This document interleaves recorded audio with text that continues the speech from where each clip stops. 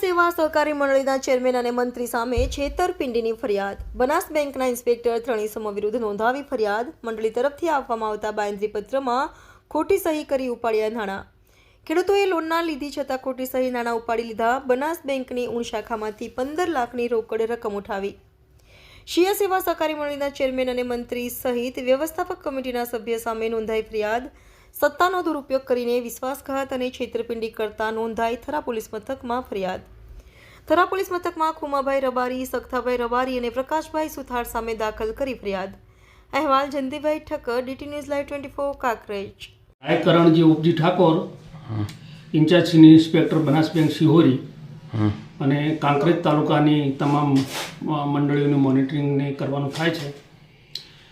આ અમારા શેજાની અંદર આવતી શિયા સેવા સહકારી મંડળીમાં કેટલીક અનિયમિતતાઓની તપાસ કરતાં અને અમને એની જાણ થતાં અમે શિયા ગામે રૂબરૂમાં ખેડૂતોનો સંપર્ક કર્યો, જેમાંથી 5 ખેડૂતોનો સંપર્ક કરતાં 5 ખેડૂત એમને નિવેદન આપેલ કે આ ધિરાણ અમે લીધેલું નથી અને અમારા નામે કોઈ ખોટું ધિરાણ ઉપાડ્યું છે, તો આ બાબતે તપાસ કરવાની થાય છે.